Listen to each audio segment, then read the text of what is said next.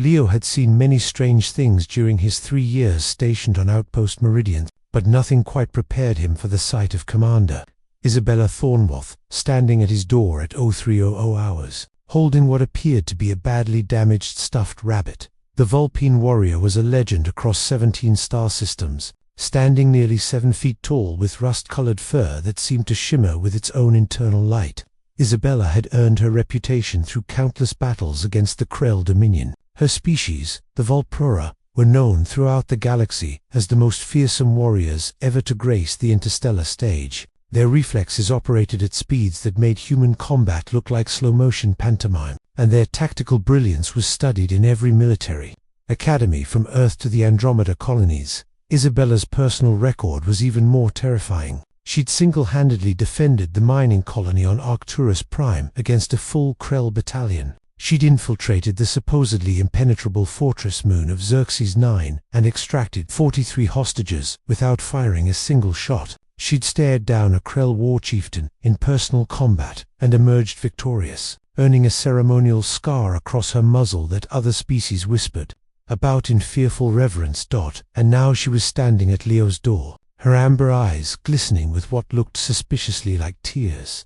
"Dr. Castellan," she said, her voice carrying that distinctive harmonic quality that all Vulpura possessed, "I require your assistance."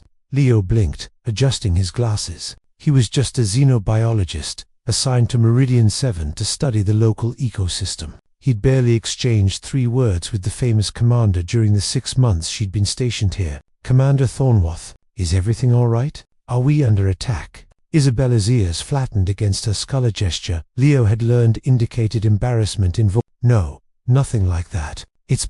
She held up the stuffed rabbit, and Leo could now see that one of its ears was hanging by a thread. Its button I was missing, and its stuffing was coming out from several places. "It's Mr. Hopsworth." Leo stared, then stared some more. "I'm sorry, what?" "Mr. Hopsworth," Isabella repeated, as if this explained everything. "He's been with me since I was a kid. My human grandmother gave him to me before she passed. He's been through 17 campaigns, for planetary sieges, and the Battle of the Cerulean Nebula. But yesterday, during a training exercise, her voice cracked slightly. He got caught in an explosive decompression. I managed to grab him, but the damage, the most feared warrior in the known galaxy was on the verge of crying over a stuffed rabbit." Leo's scientific mind tried to process this information and failed spectacularly. "Commander, I'm a xenobiologist, not a stuffed animal surgeon."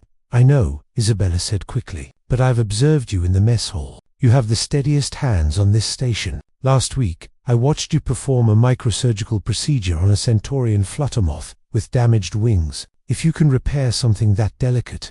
She looked down at the battered rabbit. "Please, the other soldiers can't know about this. They look to me for strength. If they knew that I've kept a stuffed toy from my childhood, that I've carried it through every battle because it's the last thing I have from my grandmother." Understanding dawned on Leo. The Vulpura culture valued strength and ferocity above all else. Any sign of sentimentality could be seen as weakness, especially in a commander. But humans understood the importance of sentimental attachments. His own grandmother had given him a pocket watch that he still carried everywhere. "Come in," Leo said, stepping aside. "Let's see what we can do for Mr. Hopsworth." Isabella's tail, thick and bushy like a fox, began to wag slightly. She quickly controlled it, but Leo had already seen the gesture of hope. His quarters were modest but well organized. Leo cleared his workbench, the same one where he'd performed countless delicate procedures on alien specimens, and laid out his finest instruments. Isabella placed Mr. Hopsworth gently on the sterilized surface, treating the toy with the same care she might show a wounded comrade. "Tell me about your grandmother," Leo said, as he began examining the damage. He'd learned that patients, even non-traditional ones, often relaxed when they could talk about something meaningful. Isabella settled into a chair that seemed far too small for her frame. "She was human. Married my grandfather during the first wave of Vulpura-human integration. The cultural exchange program. Everyone said it wouldn't work. Our species were too different. But they loved each other for 47 years. Her voice softened. "She used to tell me that strength wasn't just about how hard you could hit or how fiercely you could fight. She said true strength was knowing when to be gentle, when to show compassion, when to admit that you needed help." Leo carefully removed the loose stuffing, setting it aside. She sounds like a wise woman. She was. When she gave me Mr. Hopsworth, she told me that warriors need something to fight for, something to remind them why they protect others, something soft to balance all the hard edges we develop. Isabella watched as Leo's nimble fingers worked. I've carried him ever since. Through the academy, through my first deployment, through every battle. He's seen things no stuffed rabbit should ever see.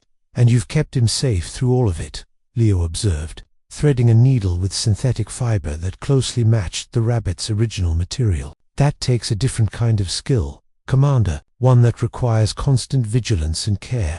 Over the next 2 hours, Leo worked with meticulous precision. He reattached the ear with tiny, invisible stitches. He carefully redistributed the stuffing, adding some hypoallergenic material where needed. He found a button in his own supplies that nearly matched the missing eye and secured it firmly. He repaired every torn seam with the same care he'd showed to living tissue. Isabella watched in silence, occasionally providing input when Leo asked about specific features, the exact angle of the ear, whether the eye should be positioned higher or lower. Finally, Leo made the last stitch and tied it off. He held up Mr. Hopsworth, examining his work in the light. The rabbit looked remarkably good, not quite new, but whole again, dignified despite its obvious age and wear. There, Leo said, offering the toy to Isabella. Mr. Hopsworth, reporting for duty. Isabella took the rabbit with both hands, cradling it against her chest. Her eyes were definitely wet now, though no tears fell. Dr. Castellan, thank you. I know this must seem foolish to you. Not at all, Leo interrupted gently. My grandmother gave me a pocket watch. I've had it repaired 4 times. Once, I paid more for the repair than it would have cost to buy a brand new, far superior timepiece. But it wasn't about the watch, was it? Isabella's ears perked up, and she smiled a genuine smile that transformed her fierce features into something unexpectedly warm. No, it never is. She stood, tucking Mr. Hopsworth carefully into an inner pocket of her uniform where he'd be safe. I am in your debt, Doctor. If you ever need anything, protection, assistance, someone to intimidate a grant committee, you need only ask. Leo laughed. I'll keep that in mind, Commander, though I think my grant committees are sufficiently terrified of peer review without additional help. As Isabella moved toward the door, she paused. Your grandmother was right too, you know, about different kinds of strength. What you did tonight, taking time from your own rest to help with something that might seem trivial to others, that's a form of courage. You risked me thinking less of you, making fun of you, or worse, but you chose compassion anyway. We all need someone to help us put our pieces back together sometimes, Leo said. Whether we're made of flesh or fabric. Isabella nodded slowly. The humans have a saying, don't they, about judging a person by how they treat those who can do nothing for them. Something like that. Yes. Then you, Dr. Castellan, are a good person. She straightened to her full height, every inch the legendary commander once more. And if anyone asks why I was in your quarters at this hour, I was consulting you about the biological markers of the local predator species. Understood? Completely understood, Commander. After she left, Leo sat down at his workbench and smiled. Tomorrow, the stories would continue. Tales of Commander Isabella Thornworth, the unstoppable Vulpine warrior who'd conquered worlds and defeated armies. And he would know something that no one else did, that she'd conquered all of it while carrying a stuffed rabbit named Mr. Hopsworth close to her heart. Sometimes, Leo reflected, the most human thing about us wasn't our DNA or our planet of origin. It was our capacity to love fragile things, to hold on to memories, and to find strength not in our armor, but in what we chose to protect beneath it. And that, he thought, was exactly the kind of ridiculous thing worth knocking on someone's door for at 3 in the morning.